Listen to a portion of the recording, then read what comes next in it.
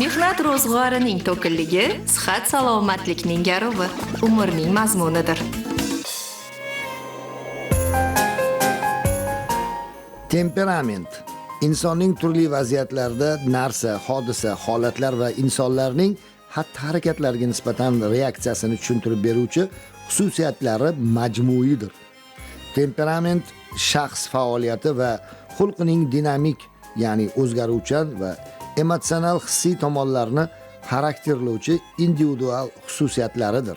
Oho, birgina temperamentni o'ziga shuncha ta'rif. Insonning holatiga, ishiga, xatti-harakatlari orqali psixologlar uning xarakterini bilishi mumkin. Chirchiq davlat universiteti o'qituvchisi psixolog Gulnora Mirzarahimova inson xarakteri uning yozuvi orqali qanday xarakter egasini ekanligini bilish borasida shunday mulohazalarni aytib o'tdi.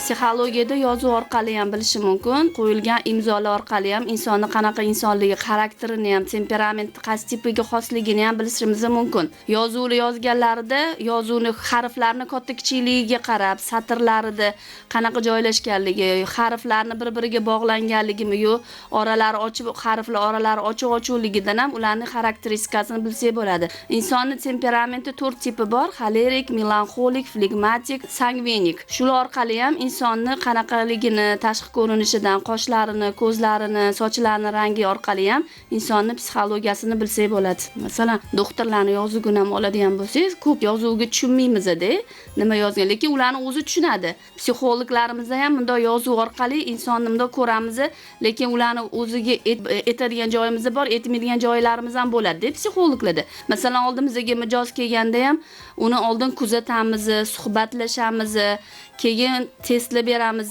har xil interaktiv metodikalarimiz bor.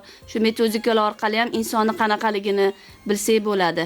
Masalan, qisqa muddatli testlarimiz bor. Belgilaganda ha yo'q javob orqali ham insonni xarakteri chiqib keladi qanaqaligi. O'sha kayfiyatingiz yomon bo'ldimi kunduz ertalab, kechgacha bu yomon bo'ladi-da. Talabalarga ham darsga kirsangiz ham, bu o'qituvchimizning kayfiyati yomon, nimadir bo'lgan bo'lsa kerak, o'sha ham kayfiyatimiz ham talabalarga ta'sir qiladi-da. Masalan, kuni bo'yi o'zi ham o'ylab yuradi. Kayfiyatni yaxshilash uchun masalan har xil treninglarimiz bor, psixologiya, meditatsiya o'yinlarimiz bor. Meditatsiya orqali ham shu xarakterimizni ko'tarib olishimiz mumkin.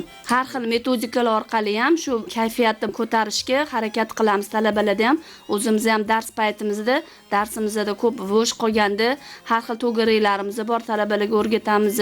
Dars paytida ham vaqtimiz qolsa, amaliy mashg'ulotlarimizda talabalarimizga shu kayfiyatni ko'tarishga, temperamentni qanaqaligini qiladi, hamma narsani o'rgatamiz.